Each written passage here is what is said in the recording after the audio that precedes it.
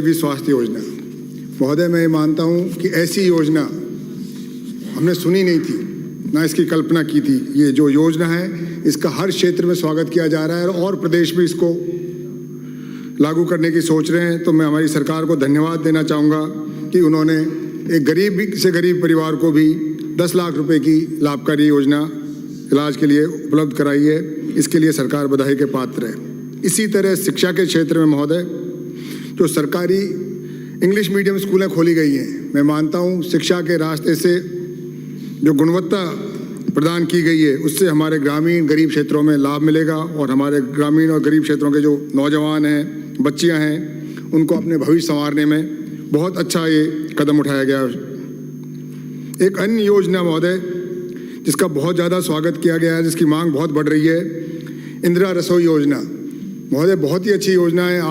8 रुपए में इस तरह का एक पौष्टिक भोजन मिलता है, पर इसकी एक कमी ये है सर, ये सिर्फ नगर पालिका क्षेत्रों में है। तो मैं सरकार से आग्रह करता हूँ कम से कम तहसील मुख्यालयों पे भी इसका विस्तार किया जाए। जहाँ तहसील है, नगर पालिका नहीं है, मैं सरकार से आग्रह करूँगा क्योंकि इसकी बहुत ज़्यादा मांग बढ़ रही है। बहुत सारे हमारे कस्बे, बड़े बड़े कस्बे हैं, उनमें भी इसको लागू किया जाए।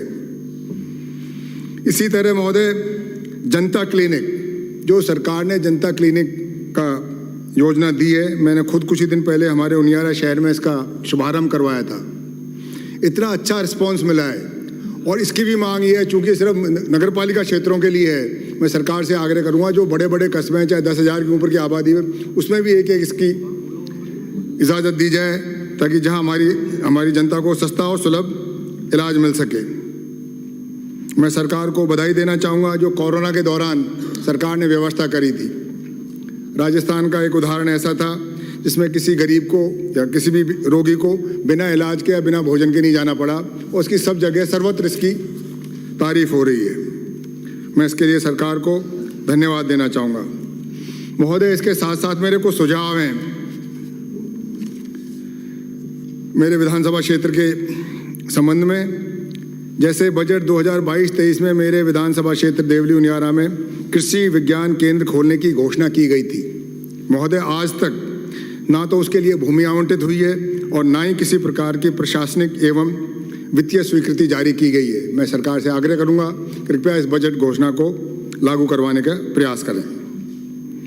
इसी तरह प्रत्येक ग्राम पंचायत मुख्यालय पर ग्राम सेवा सहकारी समिति के गठन कर उनके गोदाम निर्माण एवं सहकारी समितियों को गौण मंडी का दर्जा देकर न्यूनतम समर्थन मूल्य पर खरीद प्रारंभ किए जाने की घोषणा थी। महोदय ये अभी तक लागू नहीं हुई है, इसको भी कृपया इस बजट घोषणा को लागू करवाई जाए। इसी तरह विधानसभा क्षेत्र देवली उनियारा के ग्राम पंचायत मुख्यालय बिलासपुर, गांवड़ी, रूपपुरा, रूपवास, बौसरिया, रिजौदा, गोठला में पशु चिकित्सा उपकेंद्र खुलवाने की आवश्यकता है।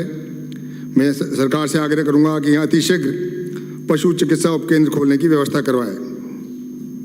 महोदय विधानसभा क्षेत्र देवली उनियारा की ग्राम पंचायत मुख्यालय उखलाना, रिजौदा, शौराजपुरा, मंडावरा, देवली, आमली, खेलनिया, बौसरिया, बिलौता, देवी खेड़ा, संतली, सीतापुरा, टोडा का गोठड़ा, रतनपुरा, बिसलपुर, ख्वासपुरा, डाबर कला पर अभी तक ग्राम सेवा सहकारी समिति का गठन नहीं किया गया है, जिसको अविलंब गठन किया जाए।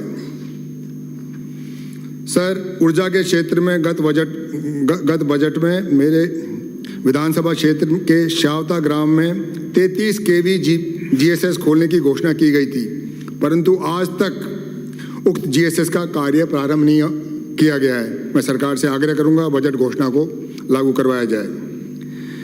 इसी प्रकार देवली उनियारा विधानसभा के पायगा, कोटली मोड़ एवं पाड़ली गांव में 33 kV GSS स्वीकृत किए गए हैं, परंतु उनका कार्य भी अभी तक प्रारंभ नहीं किया गया है। ये बजट घोषणा को लागू की जाए, अन्यथा जनता में इसका गलत संदेश जाता है।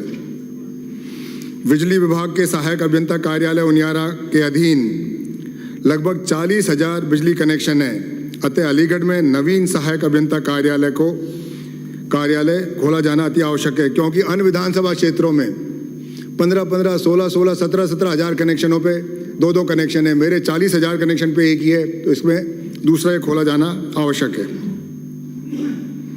सर, बिजली के क्षेत्र में नगर फोर्ट कस्बा एवं आसपास में कई ग्राम पंचायतों को वर्तमान में विद्युत विभाग के दूनी 220 kV GSS से बिजली सप्लाई दी जाती है, जो कि लगभग 40 किलोमीटर दूर है, जिससे क्षेत्र में विद्युत आपूर्ति निरंतर बाधित होती रहती है।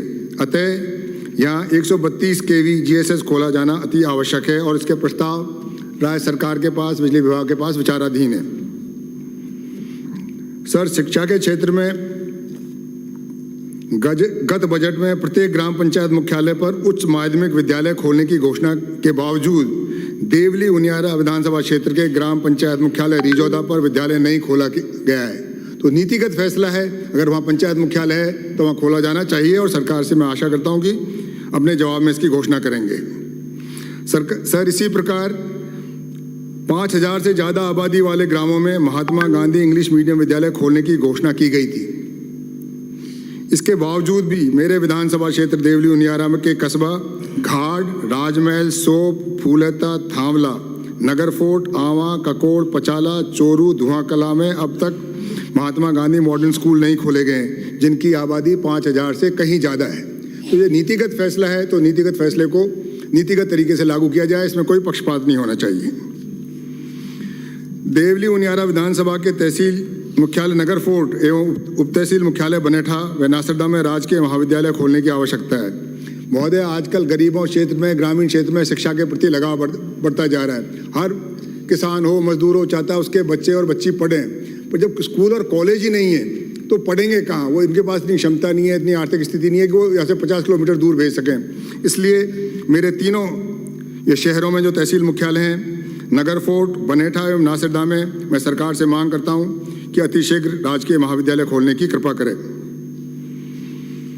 गत सत्र में विधानसभा क्षेत्र देवली उनियारा के विभिन्न विद्यालयों को क्रमोन्नत करने के लिए सरकार का आभार व्यक्त करता हूं, किंतु शिक्षा मंत्री महोदय, आपने क्रमोन्नत तो कर दी, 8वीं से स्कूल 12वीं तक कर दी, घोषणा कर दी। 8वीं से 12वीं जब होती है 4 वो क्लास बढ़ती है, 9वीं, 10वीं, 11वीं, 12वीं। सर, 4-4 कमरे तो दे दीजिए। उसी 8 कमरों में 8वीं वाली स्कूल में 12वीं वाली चल रही है, 4 अध्यापक तो दे दीजिए अतिरिक्त, ताकि ये सार्थक हो जाए और जनता को इसका लाभ मिलना शुरू हो जाए। तो मेरा आग्रह कर रहा हूँ, जो आपने क्रमोन्नत की है उनमें उसी अवसर अनुपात में सुविधाएं बढ़ाई जाए। सर, मैंने 4 साल से मैं आग्रह कर रहा हूं, पर सरकार ने मेरे विधानसभा क्षेत्र में एक भी अनुसूचित जाति छात्रावास नहीं खोला, एक भी अनुसूचित जनजाति छात्रावास नहीं खोला और एक भी अल्पसंख्यक छात्रावास नहीं खोला है, जबकि मेरे क्षेत्र में तीनों वर्गों की 50% से ज़्यादा आबादी है। तो क्या कारण है, क्या पक्षपात है, क्या कोई इसको मैं नहीं कर, पर मैं मांग ये करता हूँ, एक मेरे अनुसूचित जाति छात्रावास, जनजाति छात्रावास और अल्पसंख्यक छात्रावास खोला जाए, ताकि वहाँ के गरीब लोगों को शिक्षा का लाभ मिले। एक जो घोर अन्याय हुआ है, मैं 2018 से जब से MLA बना हूँ, जब से मांग करता रहा हूँ, सरकार आश्वासन भी देती है पर वो लागू नहीं हुई। सर, पूर्ववर्ती कांग्रेस सरकार में 2012 में मेरे विधानसभा क्षेत्र उनियारा के तहसील के गांव श्रीपुरा में 18 करोड़ 95 लाख की लागत से एकलव्य मॉडल आवासीय विद्यालय के निर्माण की प्रशासनिक स्वीकृति जारी की गई थी। इस विद्यालय की 6ठी कक्षा से 12वीं तक जनजाति वर्ग के बालक बालिकाओं को पढ़ने की तक रहने की सुविधा दी जानी थी। इसकी एडमिनिस्ट्रेटिव फाइनेंशियल स्वीकृति भी निकल गई, इसका शिलान्यास भी हो गया, पर पता नहीं क्या हुआ उसके बाद।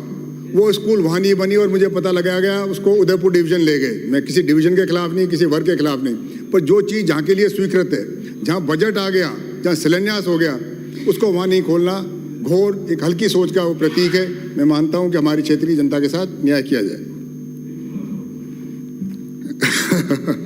इसका कि बजट भी जारी हो गया, टेंडर भी जारी हो गया, शिलान्यास भी हो गया, काम चालू हो गया, उसके बाद अगर जिसने भी किया मैं उसको सज्जन आदमी नहीं कहूंगा, ये गलत कार्य है। 2 मिनट में अपनी बात समाप्त करें। सर बिल्कुल सर, 2 मिनट में कर दूंगा सर। सर